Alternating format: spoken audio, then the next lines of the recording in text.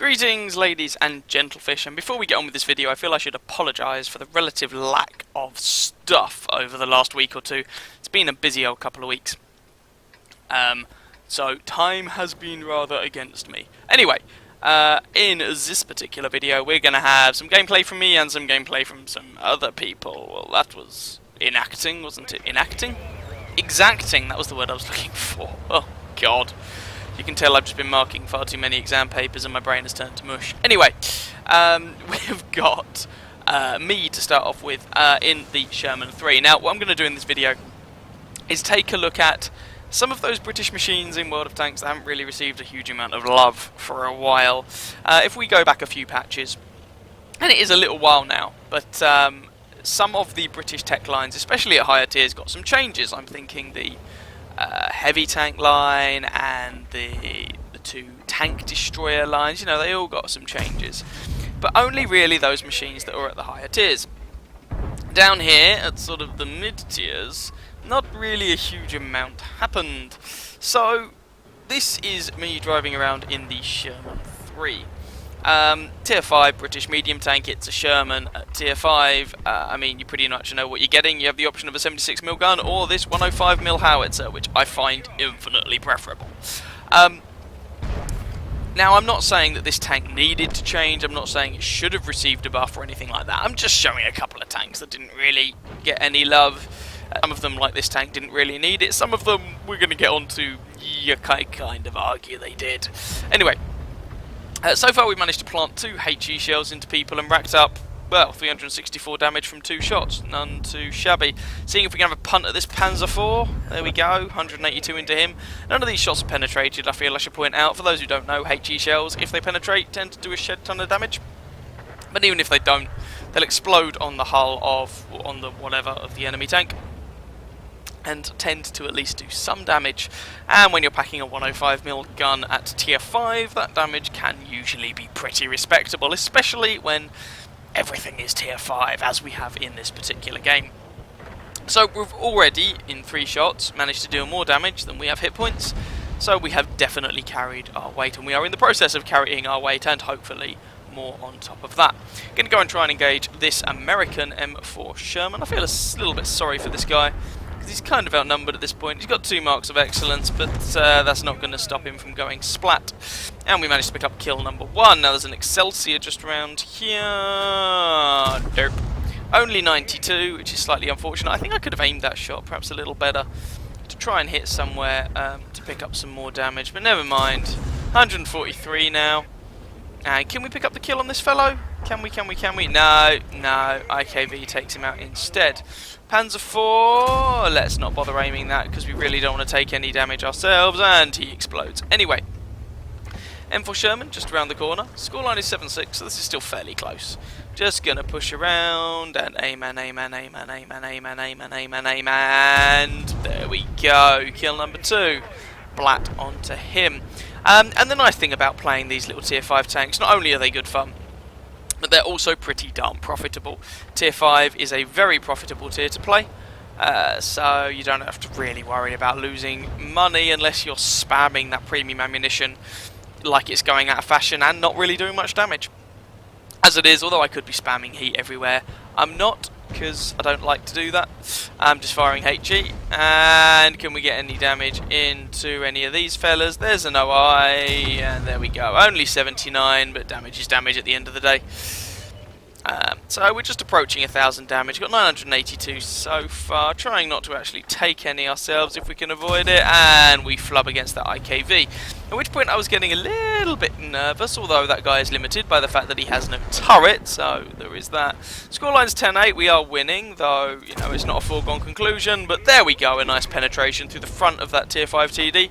350 damage into him, and he becomes kill number 3, and also we get a good amount of damage, as I said, so that is nice. We put one into the side of that other KV-1, although the other KV-1 shoots us, but it appears he's only using the 90mm, Jesus Christ, the 57, that's the one, 57mm gun, as he doesn't do a huge amount of damage, so we hit him for 13, damage his track. I'm kind of mainly going for the track shots here to try and get some assistance damage. There we go, keep tracking him in place.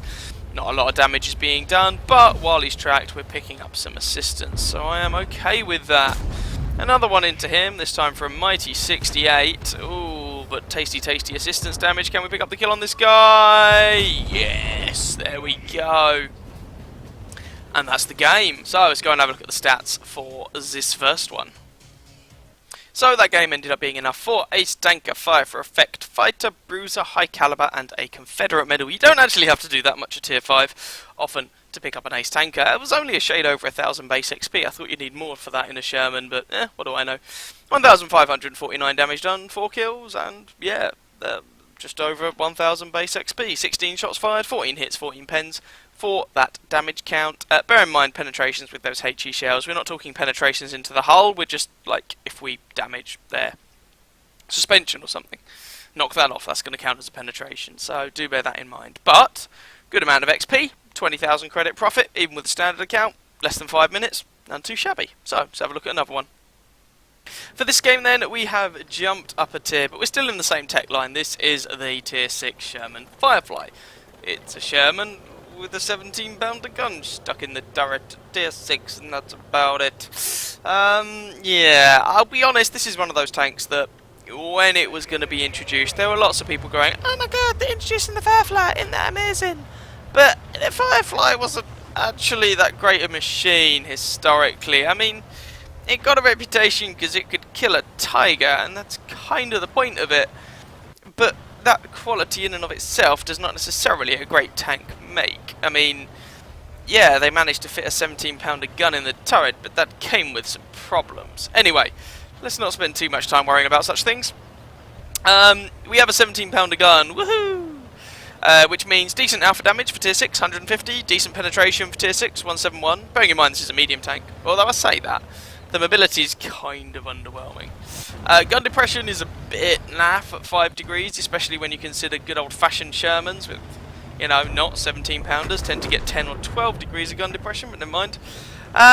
So, yeah. Tank's alright, not really to my taste. I would rather drive a Sentinel. I quite like having the gun depression, but, you know, to each their own. Anyway, Panther M10 has decided he wants to be a bit of an individual and has like rammed a Sherman to death at this point. This is a Tier 7 match, by the way, so it's middle of the road matchmaking, could be better, could be worse. The accuracy on this gun is not great. The gun depression, as you can see there, is also a little on the lacking side. I'm trying to put a shot into this guy before he just wrecks our Sherman. Oh, he actually nails up. Oh, sorry, it's a Panzer IV he got, but we were able to take him out as the Sherman Firefly does its job and kills a Panther. Woohoo! Scoreline is 1-5, by the way. We're kind of getting a little bit murdered.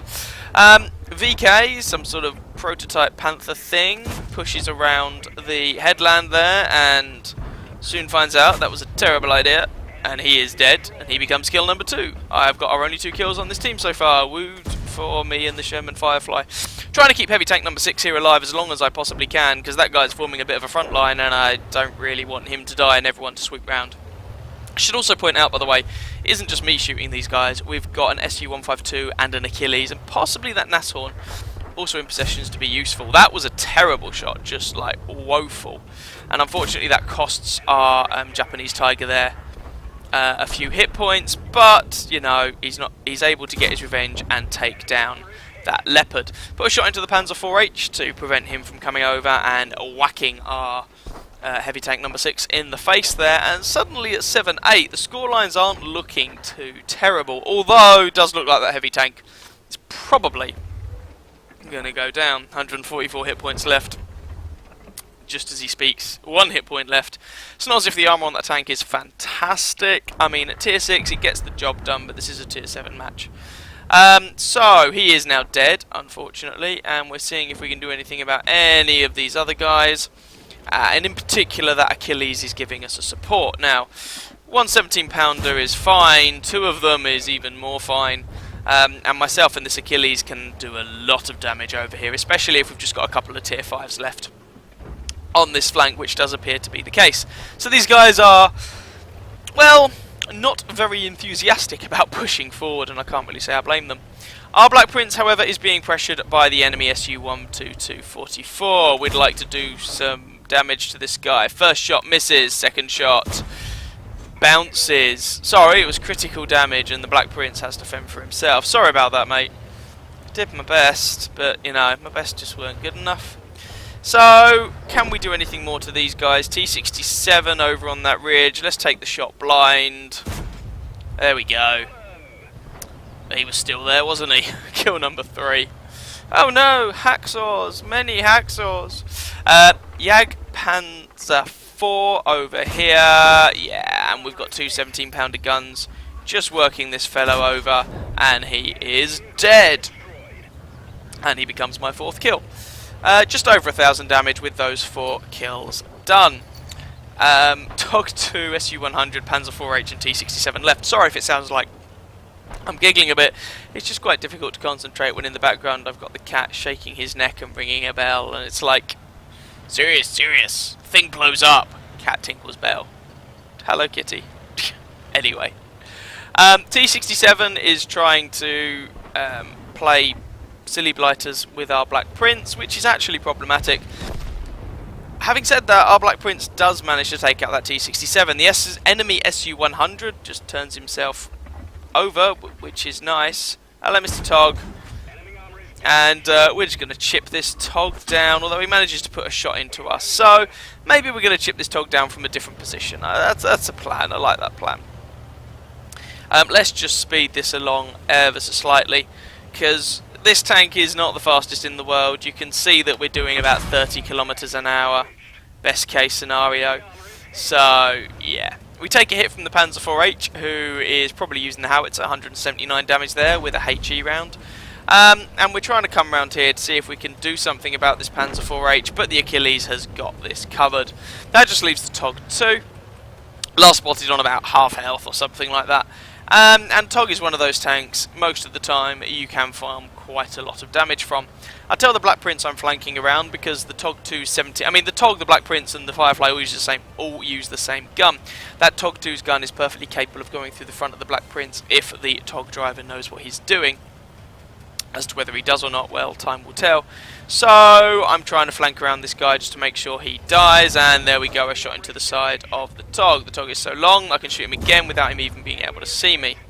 That should also mean that our Black Prince is able to do something to him, and I'm just shooting this TOG in the bum at this point. Oh, he's fired. He's missed. There's another one. And at this point I could probably just face tank this TOG, but yeah, whatever. 5 kills. Just over 2,100 damage, and that's the match. So once again, let's go and have a look at the post-battle stats for this one. So that game ended up being enough for Ace Tanker, for Eye for Effect, Fighter, Master Gunner, Bruiser, Lavashlios Medal, and High Caliber. 2,130 damage done, because we had a little bit of blind damage on that T-67. 5 kills, 1,112 base experience, puts us at the top of either team by damage and by XP. Shout out, by the way, for that Achilles. We were able to hold that side of the map, which was pretty nice going. And the Black Prince also had a decent game. And Heavy Tank number 6, he was over there on our flank helping out as well. So, top 4 people on our team all had a pretty decent impact on that game in their own way. 24 shots fired, 19 hits, 17 pens for that damage count. 2 hits received, armour did diddly squat, pretty much what you can expect from the armour on the Sherman Firefly. 1 enemy vehicle spotted, 7 damaged, 5 destroyed, 284 assistance damage, 18,000 credits made with a standard account for just over 6 minutes. Again, tier 6, pretty profitable tier, so that's broadly speaking what you can expect from a vehicle at that tier. Got one more game to show you now. This is not going to be courtesy of yours truly. This is going to be slightly different, but hopefully you should find it vaguely interesting nonetheless. Third match then, and we are still at tier 6, but we've segued across to the heavy tank line. And this is Isla driving the Churchill 7, a pretty painful machine, not been changed in blinking ages, pretty much. It's not very good. What's wrong with it? Well, it's a tank built around armour. The problem is the armour isn't actually that impressive in the grand scheme of things, and the gun, well, yeah, it's a pea shooter. So, yeah.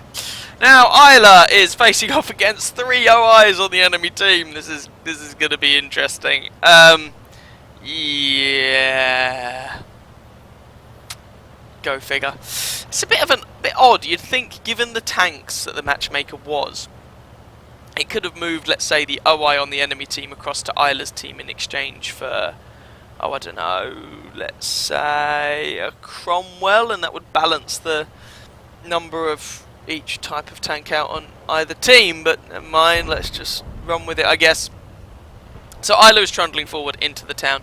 I'm going to speed this along a little bit because, truth be told, Churchill is slow. No one wants to sit here and watch Churchill trundle over a map. I mean, derp, derp, derp, derp, it takes a while. So, we're just getting over here into position. This is, in case anyone hadn't noticed, by the way, of course, Windstorm. And no, I appreciate that none of the games in this video have been from patch 1.0. I'm burning through some of my older replays and then I'll move on to patch 1.0 stuff. So I am aware of that. Yeah, I know. Anyway, here we go. Well, there are two of the OIs that, you know, you really don't want to encounter, but pretty much inevitable if you go over here. There's two of them. Let's see what Isla can do against them.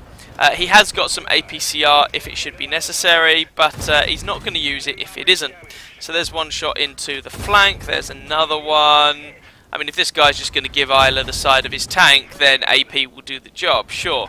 Just keep ploughing away at this. Oh, he's turning his tank, so next round's going to have to be APCR, really, for this to work. And one more shot, and that OI is done.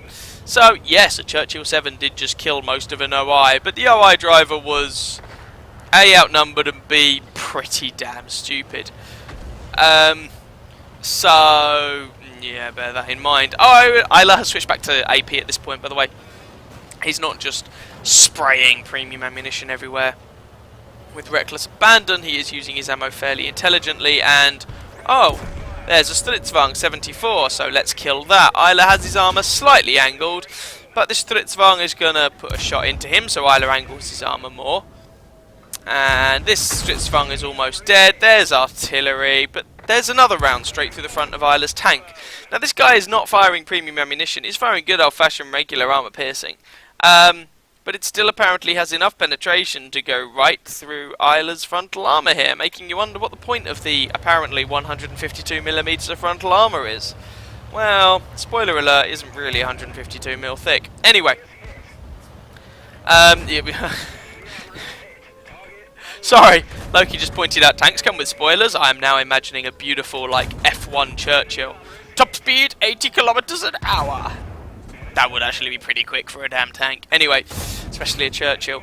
Armour piercing straight through the rear of this plonker's turret, and there we go, he's dead. Another OI dealt with, but once again, I mean, if this guy had actually been trying to angle his armour against Isla's tank, then Isla would have had to use the APCR to really penetrate the guy, but never mind. Isla's just going to keep pushing onwards. Enemy team tried to cap the friendly base, but, well, that didn't work out so well. Some of the friendlies went back and informed the enemy team of their displeasure at what they were doing. Let's put it that way. So we've just got an IKV 103 and M44 artillery piece, and yet another OI. Jesus Christ, those things just, ugh. Why won't they die? Anyway, once again going to speed this along a little bit because Churchill be slow. M44 is pretty shafted. Isla's not going to get there in time. But, and there goes the IKV. Hey look, a full health OI! Yay! So, Isla's going to drive over there and try and deal with him. He's loaded the APCR to do it. We'll get there eventually. And here we go. So Isla is just going to plonk these shots straight through this fellow. This guy, I mean, he's on his own. That doesn't mean he's completely screwed. If Isla were using regular ammunition, then, well, yeah, the OI would probably be having the best of this engagement. No, he's firing APCR, and that's the right call in this situation, if we're going to be honest. Kind of sad, but it is what it is. So, it's only going to take about one more shot to kill this guy. There we go, Isla picks up the kill. And that is the game. So, let's go and have a look at the post-battle stats for this last one in this video, and see how well Isla managed to do in his not very good Churchill 7. So that was enough for Isla's ace tanker, fighter, fire for effect, and a high caliber medal. Most of it just from farming OIs, let's be honest. Was it an enormously skillful game? No. Was it really satisfying to see those stupid Japanese tanks get peppered? Yes. So, I'm going to run with it if I'm honest. 3,227 damage done, 4 kills, 1,269 base experience is a pretty tasty result there for Isla by anyone's standing.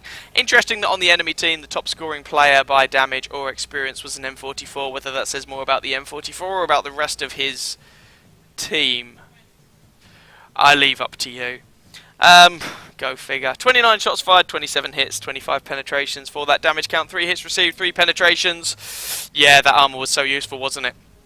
4 enemy vehicles damaged, all 4 of them killed, and even though he fired some APCR, that was still a 12,500 credit profit, though I should point out Isla is of course running a premium account. Again, the match lasted a little over 5 minutes, well a little under 6 really, so it wasn't the longest match in the world. But there we go. I hope you guys enjoyed those games in some mid-tier British tanks that haven't really been changed in a while. If you did, by all means feel free to catch some of my other videos and or subscribe to my channel, and as ever, I wish you very happy hunting on that battlefield. Ciao ciao.